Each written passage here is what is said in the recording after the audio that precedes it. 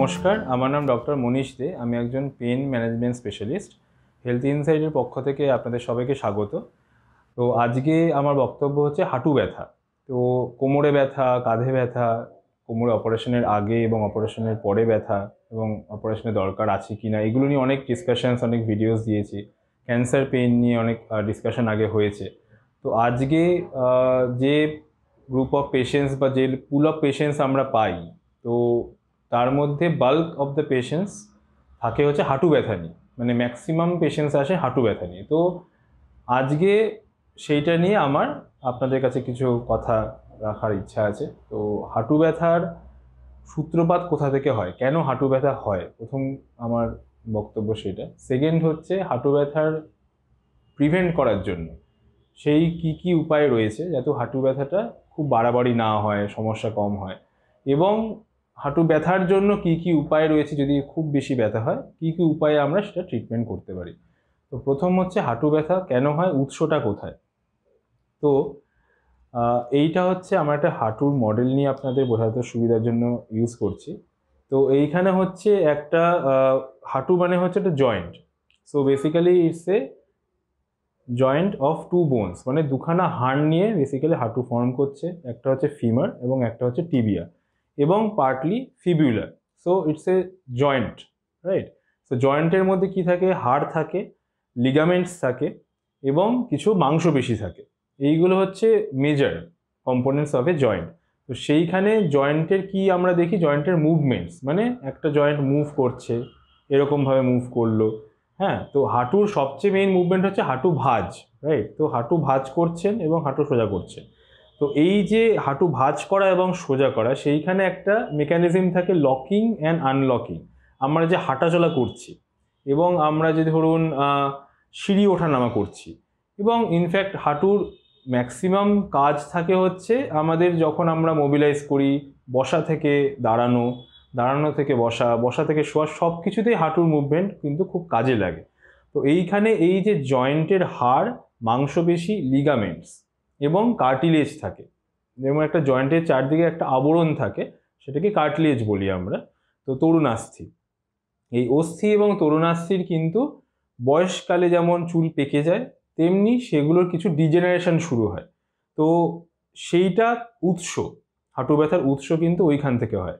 এবং এই অস্থি এবং তরুণাস্থি, বোন অ্যান্ড কার্টিলেজের যে ডিজেনারেশন হচ্ছে, ব্যথা হচ্ছে, তার জন্য লিগামেন্ট এবং মাংসপেশি এইগুলো এফেক্টেড হওয়া শুরু করে। এগুলো কিন্তু যেমন ভূমিকম্পের একটা কোর থাকে, সেন্ট্রাল পয়েন্ট থাকে, সেখান থেকে চারদিকে সেটা ছড়ায়, এপিসেন্টার থেকে ছড়ায় যেটা বলা হয়, তেমনি এখানে এপিসেন্টার কিন্তু জয়েন্টের বোন এবং কার্টিলেজ, অস্থি এবং তরুণাস্থি, চারদিকটা যে ছড়াতে, সেটা হচ্ছে মাংসপেশি, লিগামেন্ট এবং আরেকটা কম্পোনেন্ট সেটা হচ্ছে বার্সা, মানে হচ্ছে থলি থাকে হাঁটুর। এই যে রয়েছে হাঁটু জয়েন্ট যেটা রয়েছে, সেই যে মোবিলাইজ যে করছে হাঁটুর জয়েন্টটা, সেইখানে একটা বার্সা থাকে, যেটা হচ্ছে কিছু ফ্লুইড ভরা থলি বলতে পারে। সেইগুলো জয়েন্টের মুভমেন্টটাকে অ্যাকচুয়ালি অনেক স্মুথ করে এবং আমরা বুঝতেই পারি না। এবং যখন আমরা হাঁটাচলা করি, সিঁড়ি উঠি, তখন আমরা খেয়ালই হয় না যে হাঁটুতে কোনো থলির মুভমেন্ট আছে কিনা, মাংসপেশি কোথায় কাজ করছে, সেগুলো আমাদের ন্যাচারালি চলে আসে যেটা বলা হয়। তো এইগুলো কিন্তু এফেক্টেড হয়। এবার যখনই আমরা পড়ে গেলাম, ধরুন কেউ ধরুন পড়ে গেছে, তখন এক ধরনের ব্যথা হয়, সেটাকে অ্যাকিউট পেন। এবং যাদের ধরুন অনেক বছর ধরে একটা বয়সজনিত কারণে হাঁটুর সমস্যা হচ্ছে, তাদের ক্ষেত্রে হচ্ছে ক্রনিক পেন। দু ধরনের হাঁটু ব্যথা আমরা পাই। ধরুন এক ধরনের পপুলেশন রয়েছেন যারা ধরুন ইয়াং পপুলেশন, যারা ধরুন ফুটবল খেলছে, ক্রিকেট খেলছে, টেনিস খেলছে, বা খুব অ্যাক্টিভিটি রিলেটেড আছে, সিঁড়ি ওঠানামা খুব বেশি হচ্ছে, হঠাৎ করে কোনোভাবে পড়ে গেল, খেলতে গিয়ে পড়ে গেল, সিঁড়ি দিয়ে পড়ে গেলেন, চোট পেলেন, তখন লিগামেন্টে একটা টিয়ার হয়, যেমন আপনারা শুনে থাকবেন এসিএল টিয়ার বা মিডিয়াল মেনিসকাস টিয়ার। এগুলো হচ্ছে সব লিগামেন্ট এবং মেনিসকাস। সেগুলো হাঁটুর চারদিকে 11খানা লিগামেন্ট এবং মেনিসকাস রয়েছে, মিডিয়াল অ্যান্ড ল্যাটারাল মেনিসকাস, তার সঙ্গে সঙ্গে 8খানা লিগামেন্ট। তো এতগুলো যে লিগামেন্ট রয়েছে, এগুলো হচ্ছে একটা হাড়ের সঙ্গে আরেকটা হাড়ের একটা সংযোগ, বেসিক্যালি একটা সেতু তৈরি করে আর কি। তো সেইখানে যদি কোনো জায়গায় চোট পেয়ে গেলেন, লিগামেন্টে টান পড়বে, অন্যদিকের লিগামেন্টে টান পড়ে, এবং একদিকের লিগামেন্টে টান পড়লে অন্য দিকটা ল্যাক্স হয়ে যায়, সেইভাবে লিগামেন্টের টিয়ার তৈরি হয় একটা। তো সেই ক্ষেত্রে অপারেশন ছাড়া ইউজুয়ালি কোনো উপায় থাকে না, এইটা একটা ধারণা। এই ধারণাতেই আমরা জেনে এসেছি যে হাঁটু ব্যথা হলো, হাঁটুর লিগামেন্টে চোট পেলেন, টিয়ার হলো মানে অপারেশন করতে হবে। কিন্তু সেখানেও কিন্তু অন্য উপায় রয়েছে, যেটা আমি পরে আসবো। এখন আমি উৎসগুলো নিয়ে আরও বলছি। আরেকটা জিনিস হচ্ছে পড়ে যাওয়ার পরে হলো ফ্র্যাকচার। ধরুন হাঁটুতেই প্যাটেলা বলে একটা হাড় রয়েছে, হ্যাঁ, হাঁটুতেও আমরা তিনখানা হাড় বললাম, ফিমার, টিবিয়া অ্যান্ড ফিবিউলা, রাইট? পেছন থেকে দেখলে বুঝতে সুবিধা হবে। এবং সামনের দিকে থেকে দেখেন এবং সাইড থেকেও একটা প্যাটেলা বলে ছোট্ট একটা হাড় রয়েছে, সেটা হচ্ছে মালাই চাকি, সেইখানেও ফ্র্যাকচার হতে পারে। সেই ক্ষেত্রেও কিন্তু অপারেশনই ইউজুয়ালি করা হয়। তো সেইটা একটা ওয়ে অফ ট্রিটমেন্ট রয়েছে। আর ক্রনিক পেনে কি আছে, মানে ধরুন বয়সজনিত কারণে 50, 60, 70, 80 এই বয়সের সাথে সাথে যেমন চুল পাকছে, তেমনি হাড়ের মধ্যে ক্যালসিয়াম কম হওয়া, হাড়ের ডিজেনারেশন হওয়া, হাড়ের চারদিকের যে আবরণ কার্টিলেজের ডিজেনারেশন হওয়া, যেটা আরও বেশি ক্ষতিকারক হয়, ব্যথার সূত্রপাত করে সেটা। তো সেইগুলোর জন্য মাংসপেশি বার্সা সেইগুলো আস্তে আস্তে এফেক্ট করা শুরু করে। তো সেইখানে কিন্তু আমাদের ট্রিটমেন্ট প্রোটোকল চেঞ্জ হয়। ট্রিটমেন্ট প্রোটোকল চেঞ্জ হয় কী করে, এবার আমরা বুঝবো যে কোন মানুষের ক্ষেত্রে কোন ধরনের হাড়ে কী ধরনের ট্রিটমেন্ট করা উচিত। সেইখানে আমরা একটা এক্স রে করাই, সেটা অ্যাকিউট পেন হোক ক্রনিক পেন হোক। প্রথম আমরা পেশেন্টকে দেখে আপনাকে জিজ্ঞেস করি যে আপনাদের অ্যাক্টিভিটি লিমিটেশন কতটা হচ্ছে। মানে ধরুন একজন খুব দৌড়াদৌড়ি করে বেড়াতেন, দৌড়াদৌড়ি করে কাজ, হঠাৎ করে বসে পড়লেন, পড়ে গেছে, মূলে ফ্র্যাকচার হয়ে গেছে বা লিগামেন্টে টিয়ার হয়েছে, তখন তার অ্যাক্টিভিটি লিমিটেশন একটা থাকে। আবার ধরুন অনেক বয়সজনিত কারণে একটা নর্মালি একটা বাড়িতে বসে থাকা অ্যাক্টিভিটি কম থাকে, তার মধ্যেও যারা মর্নিং ওয়াক করেন, মর্নিং ওয়াক করতে পারছেন না হাঁটু ব্যথার জন্য, তার জন্য সেইটা অ্যাক্টিভিটি লিমিটেশন হয়ে থাকে। তো এইগুলো আমরা হিস্ট্রিতে জিজ্ঞেস করি এবং আমরা এক্সামিন করি। এক্সামিন করার ক্ষেত্রে কি আছে, হাঁটুতে আমরা দেখি কোনো হাঁটু চারদিকে ফোলা আছে কিনা, লাল ভাব ফোলা ভাব সেগুলো আছে কিনা, এবং হাঁটুর মুভমেন্টে দেখি যে হাঁটুর মধ্যে কোনো ফ্লুইড জমেছে কিনা, হাঁটুর বার্সাগুলোতে বা হাঁটুর মধ্যে ফ্লুইড জমেছে কিনা, যেটা ইনফ্যাক্ট এক্সামিন করে আমরা পাই, ক্র্যাকেলস পাওয়া যায়। হ্যাঁ, তো এইগুলো হচ্ছে এক্সামিনেশন ফাইন্ডিংস, আমরা পরীক্ষা করে দেখি। এইগুলো করার পরে আমরা একটা জায়গায় আসি, চারদিকে হাঁটুর কোথাও ব্যথা বেদনা রয়েছে কিনা টিপাটিপি করে দেখে নিই। তো এই প্রিলিমিনারি হিস্ট্রি অ্যান্ড এক্সামিনেশন খুব ইম্পর্টেন্ট একটা কারণেই, টু ডিফারেন্সিয়েট যে এটা অ্যাকিউট পেন হচ্ছে এক্ষুনি পড়ে গিয়ে হলো, নাকি অনেক দিন ধরে ব্যথা হচ্ছে, এবং তার জন্য যে মানুষটির হয়েছে তার অ্যাক্টিভিটি কতটা লিমিট হচ্ছে তার জীবন জীবিকা অনুযায়ী আর কি। তো সেগুলো একটা অ্যাসেসমেন্ট করা হয়। এরপরে করা হয় এক্স রে। তো হাঁটুর একটা ছবি করা হয়, ফ্র্যাকচার দেখা হয়, এবং তাছাড়াও হাঁটুর অ্যাকিউট পেনের ক্ষেত্রে ফ্র্যাকচার এবং ক্রনিক পেন মানে ধরুন লম্বা অনেক দিনের ব্যথা, সেই ক্ষেত্রে দেখা হয় যে গ্রেডেশন অফ অস্টিও আর্থ্রাইটিস। তো অস্টিও আর্থ্রাইটিস কথাটা এখন বললাম কারণ ক্রনিক পেনে 50, 60, 70 বছর বয়সীদের কিন্তু অস্টিও আর্থ্রাইটিস একটা খুব কমন প্রবলেম। তো সেইখানে এই যে হাঁটুর হাড় দুটো রয়েছে, হাড় দুটোর মধ্যে গ্যাপটা কিন্তু আস্তে আস্তে কমতে শুরু করে একটা দিকে, বিশেষ করে ভেতরের দিকের হাড়ের দুটো গ্যাপটা খুব কমতে শুরু করে, এবং যখনই কমতে শুরু করে যখনই ঘষা ভাবটা বেশি হয়, তরুণাস্থির ডিজেনারেশন হলো, জায়গা কমে গেল, হাঁটাচলা করতে গিয়ে, বসতে উঠতে গিয়ে, সিঁড়ি উঠতে গিয়ে প্রচণ্ড ঘষার জন্য ব্যথা, এবং সেই ব্যথার জন্য মাংসপেশিগুলো টট হয়ে যায়, মাংসপেশির মুভমেন্ট কমে যায়, কারণ আমরা চাই ব্যথাটাকে এড়াতে। ব্যথা যখন এড়াতে চাই তখনই কী হবে, মাংসপেশিগুলো কাজ করা কমিয়ে দেবে, মাংসপেশির কাজ করা কমে গেলেই সেগুলো ব্যথার এপিসেন্টার থেকে বাফার জোন, মানে যেটা বলা হয় একটা এপিসেন্টার থেকে শুরু হলো ব্যথাটা, কিন্তু 4-5টা এফেক্ট করা শুরু করলো। তো সেইটা হচ্ছে সূত্রপাত হয় হাঁটু ব্যথার, এবং সেইখানে আমরা গ্রেডেশন করি, গ্রেড 1, 2, 3, 4 করে ভাগ করা হয়। এক্সরে অনুযায়ী আমরা সেইভাবে বলতে পারি যে এই গ্রেডে আছে। তো এগুলো জানার উপযোগী দেখি, তো সেইগুলো আমরা জানলাম, এবং আমরা এরপরে প্রিভেনশন অ্যান্ড ট্রিটমেন্ট এইটাই আমরা এগোবো। এবং সেইখানে আমার বলার দুটো ভাগ আমি ভাগ করে বলছি, যেমন acute pain and chronic pain. Acute পেনের ক্ষেত্রে কি আছে, ধরুন পড়ে গেছেন, হাঁটু ব্যথা হয়েছে, পা ফুলে গেছে, কমনলি কী করা হয়, বরফ দেওয়া হলো, একটু 2-3 দিন রেস্ট করলেন, পেন কিলার্স খেলেন, ব্যথা কমে গেল, ফোলা কমে গেল, আপনি আবার জয়েন করে গেলেন, এটা একটা ওয়ে। বা ব্যথা কমছে না, ফোলাভাবটা কমছে না, ইমিডিয়েটলি আপনি এক্স রে করে দেখালেন এবং ফ্র্যাকচার রয়েছে, অপারেশন করতে হলো, দ্যাটস অ্যানাদার ওয়ে আউট। কিন্তু ফ্র্যাকচার নেই, তাও হাঁটু ব্যথা, হাঁটু ফোলা আছে, আলট্রাসাউন্ড করলেন বা এমআরআই করা হলো, সেইখানে দেখা গেল লিগামেন্টে টিয়ার রয়েছে। এবার লিগামেন্টে টিয়ার মানে হচ্ছে যেই যে দুটো হাড়ের মধ্যে যে সেতু বা ব্রিজগুলো ছিল সেগুলো কোনো জায়গায় ছিঁড়ে গেছে। সেইটা যদি অনেকটা বেশি ছিঁড়ে যায় কমপ্লিট টিয়ার বলা হয়, মানে পুরোপুরি ছিঁড়ে গেছে, সেক্ষেত্রে অপারেশন ছাড়া কোনো গতি নেই, সেক্ষেত্রে অপারেশন আপনাকে করতেই হবে। কিন্তু কিছু ক্ষেত্রে যেমন পুরোপুরি ছেড়ে না, অল্প একটু ছিঁড়েছে, ধরুন গ্রেড 1 বা গ্রেড 2 টিয়ার হয়েছে রাদার দ্যান গ্রেড 3 বা গ্রেড 4, সেই টিয়ারের জন্য, এবং এগুলো আমি সবই বলছি অ্যাকিউট পেনের ক্ষেত্রে, ইমিডিয়েট যখন পড়ে গেছেন তারপরে উইদিন অ্যান ইয়ার অফ পড়ে যাওয়া যেটা বলতে পারেন, বা ট্রমার যেটা 1 বছরের মধ্যে, তো সেইখানে কি হবে, সেইখানে আপনাকে ইঞ্জেকশনের একটা অপশান রয়েছে। যেমন এক্সাম্পল হিসাবে বলতে পারি, এগুলো আমি পরবর্তীকালে এক একটা ইঞ্জেকশনের নিয়ে আরও বেশি ডেপথে আলোচনা করব, এখন শুধু নামগুলো বলছি এই অপশানসগুলো আপনাদের জানানোর জন্য। একটা হচ্ছে PRP injection, platelet rich plasma বলে একটা ইঞ্জেকশন হয়, নিজের বডি থেকে রক্ত নিয়ে সেটাকে সংশ্লেষ করে এবং প্লেটলেটটাকে বের করে সেইটাকে ইনজেক্ট করে দেওয়া হয়, সেটা একটা রিজেনারেটিভ থেরাপির কাজ করে। সেটা ওই টিয়ার যেখানটা হয়েছে সেই যে ছিঁড়ে পার্টটা, সেইটা একটু রিজেনারেশন করে, গ্রোথ ফ্যাক্টরস বলে কিছু জিনিসপত্র থাকে ব্লাডে, সেগুলো আমরা এইখানে ইনজেক্ট করতে পারি হাঁটুর মধ্যে, এইটা একটা উপায়। আরেকটা উপায় হচ্ছে ডেক্সট্রোপ্রোলো ইনজেকশন, সেখানেও একটা ডেক্সট্রোজ রয়েছে প্লাস একটা লোকাল অ্যানাস্থেটিক রয়েছে। তো সেইগুলো কিছু কিছু ইনজেকশন পদ্ধতি, এগুলো নিয়ে ডেপথে আমি পরে আলোচনা করব, জাস্ট নামগুলো আপনাদের জানানো হলো। যে পার্শিয়াল টিয়ার হলো, গ্রেড 1 গ্রেড 2 টিয়ার হলো, সেক্ষেত্রে অপারেশনই করতে হবে, অন্য কোনো উপায় নেই সেটা কিন্তু নয়, এবং পেন কিলারও খেয়ে যেতে হবে, অন্য কোনো উপায় নেই সেটাও নয়। এক্ষেত্রে কিন্তু ইনজেকশনের অপশান রয়েছে, এবং কিছু কিছু অ্যাক্টিভিটি লিমিটেশন থেকে পড়ে গেছেন, অ্যাক্টিভিটি অবশ্যই কমে যাবে কিছু দিনের জন্য, হয়তো 1-2 মাস একটু কম অ্যাক্টিভিটি করলেন, আস্তে আস্তে ব্যথাটা যেই কমতে শুরু করলো, কারণ এই ইনজেকশনগুলো কাজ করতে টাইম লাগে, 2 থেকে 5 বার অব্দি ইনজেকশন দিতে হতে পারে, কিন্তু আপনার within a period of 2 to 3 months আস্তে আস্তে অ্যাক্টিভিটি আপনি গেন করতে পারবেন, ব্যথাটা কম থাকবে এবং আপনি কাজে জয়েন করতে পারবেন অপারেশনের দরকার ছাড়া। তো সেইটা একটা উপায় রয়েছে।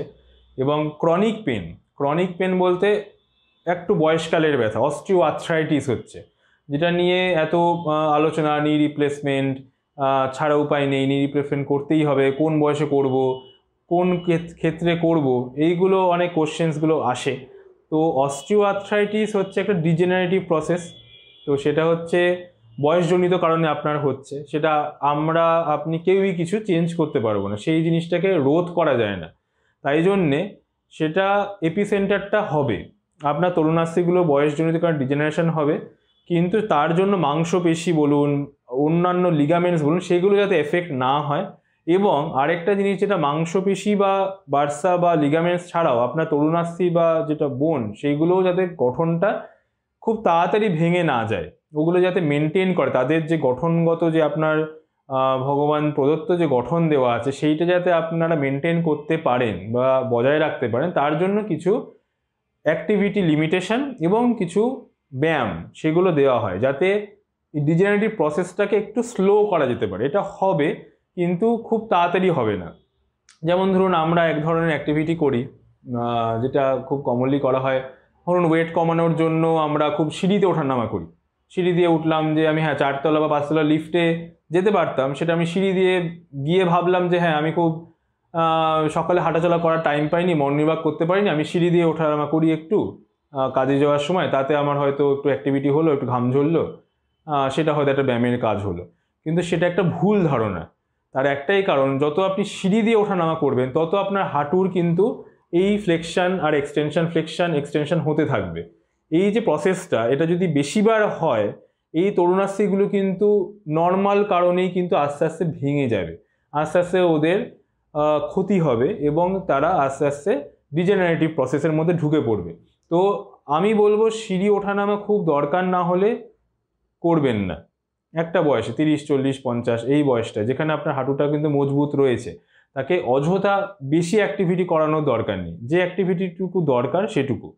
এইটা 1 নম্বর। 2 নম্বর হচ্ছে ইন্ডিয়ান টয়লেটস ইউজ করা যতটা সম্ভব বন্ধ করুন। তার একটাই কারণ, ইন্ডিয়ান টয়লেটটা ইউজ করতে গেলে হাঁটু গেড়ে বসতে হয়, এবং একটা টাইম হাঁটু গেড়ে বসা ওঠা প্রতিদিন যদি ওই সময়টা থাকে, তাহলে কিন্তু অবশ্যই হাঁটুর ডিজেনারেটিভ প্রসেস বা ক্ষয়টা বেশি হয়। সেক্ষেত্রে কমোড ইউজ করুন, কমোড ইউজ করলে অ্যাটলিস্ট হাঁটুর প্রসেসটা কিন্তু অতটা ত্বরান্বিত হবে না, মানে হাঁটুর ডিজেনারেটিভ প্রসেসটা ডিলে করা যাবে, সেইটা একটা উপায়। এগুলো হচ্ছে প্রিভেনশন বলছি। প্রিভেনশন মানে আপনার হাঁটুর প্রসেসটা কিন্তু ডিলে করা, এবং হাঁটু ব্যথাটা যত আপনার খুব বেশি না হয়, এবং আমার অ্যাক্টিভিটি যাতে লিমিটেশন না হয়। আপনি 50-60 বছর বয়সে আপনি তো কাজ করছেন, তখন আপনি রিটায়ার করেননি, তখন কাজ করতে করতেই এত ব্যথা হলো যে আপনি কাজই করতে পারলেন না, তাহলে তো আর লাভ নেই। সেই ক্ষেত্রে আপনি কিছু প্রিভেন্টিভ মেজার্স ইউজ করতে পারেন। তার মধ্যে এগুলো সিঁড়ি ওঠা নামা যতটা কম করা যায়, ইন্ডিয়ান কমোড ইউজ করলে ভালো অবশ্যই, এবং মাটিতে বসা, মাটিতে হাঁটু গেড়ে বসা যতটা কম করা যায়, খুব নেসেসারি না হলে।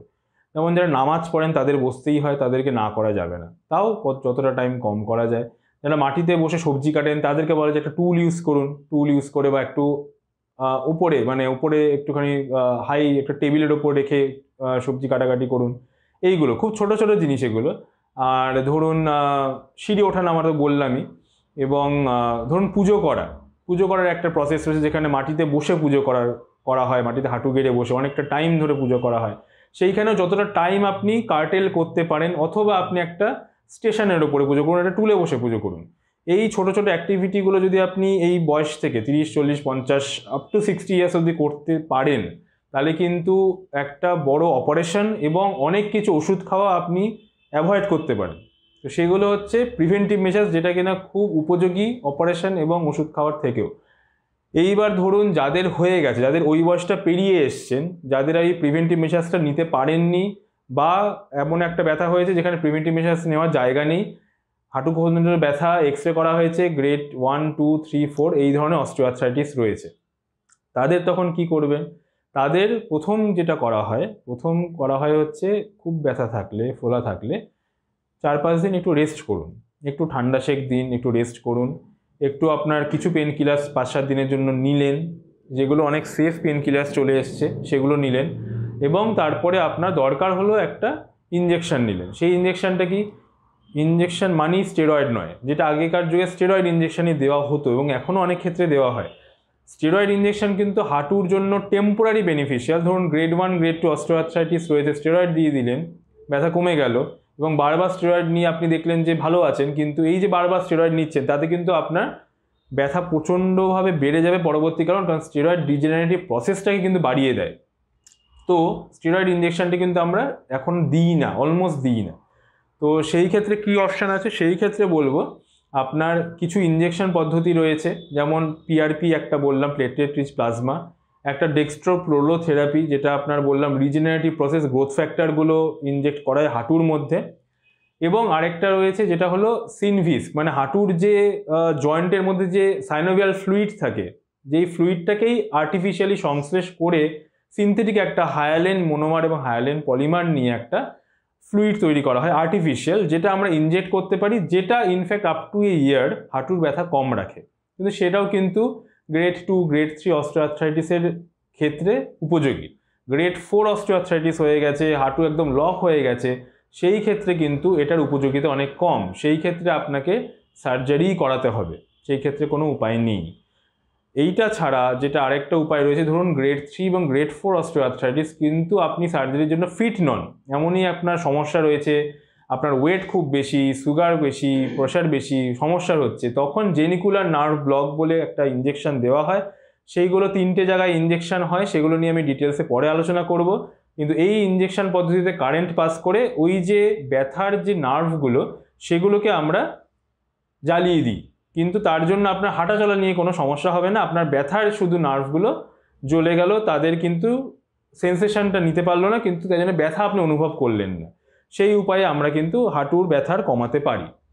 এইবার কোন বয়সে? ধরুন 40 বছর বয়স, 50 বছর বয়স, 60 বছর বয়স, এই এজ গ্রুপটাই কিন্তু আপনি ধরুন অপারেশন করালেন, তাহলে কিন্তু এখন যদিও অনেক ভালো ইমপ্ল্যান্টস চলে এসেছে যেগুলো long lasting, up to 25 years অব্দিও লাস্ট করে, এরকম শোনা যাচ্ছে, এরকম এভিডেন্সও চলে এসছে, কিন্তু তাও 40 বছর বয়সেও যদি অপারেশন করান, 65-70 ইয়ার্স বয়সে মেবি সেই ইমপ্ল্যান্টের উপযোগিতা অনেকটাই কমে যাবে, তখন হয়তো আপনার রিএক্সপ্লোরেশন বা আবার একবার অপারেশন করতে হলো। সেই জায়গাটা অ্যাভয়েড করার জন্য 40-50 বয়সে যেমন আপনার প্রিভেনশন একটা উপায় রয়েছে, হাঁটু ব্যথা শুরু হলো, কিছু কিছু ট্রিটমেন্ট প্রোটোকলস রয়েছে, যেমন কিছু ব্যথার ওষুধ, কিছু গরম ঠান্ডা শেক, তারপরে ঠান্ডা গরম শেক, তারপরে ইঞ্জেকশন দরকার হলো, দরকার মতো ইঞ্জেকশন দেওয়া, তারপরে কিছু কিছু ব্যায়াম দেওয়া, যখনই আপনার ব্যথাটা কমে গেল কিছু কিছু ব্যায়াম করলেন। এবং অস্টিওআর্থ্রাইটিসটা কি বলুন তো, ওটাও একটা সুগার, প্রেশার, থাইরয়েডের মতো একটা লাইফস্টাইল ডিজিজ।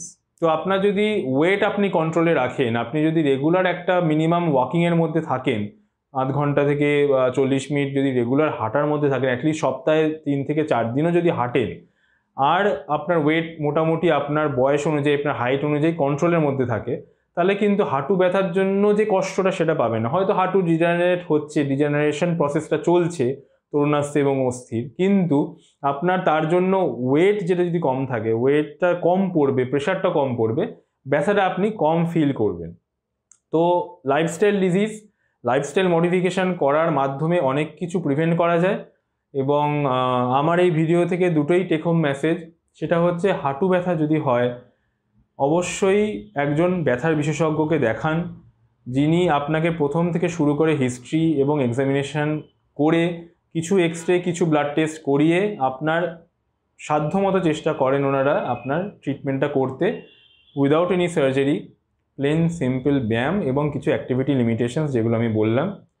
এবং যদি দরকার হয় সার্জারি, তিনিও রেফার করে দেবেন সার্জারির জন্য অবশ্যই। কিন্তু এরকম নয় যে হাঁটু ব্যথা মানেই হাঁটু রিপ্লেসমেন্ট করতে হবে, তাছাড়া কোনো উপায় নেই, সেটা একদমই নয়। এবং হাঁটু ব্যথা মানেই যে গুচ্ছ পেন কিলারই খেতে হবে, তাও কিন্তু নয়।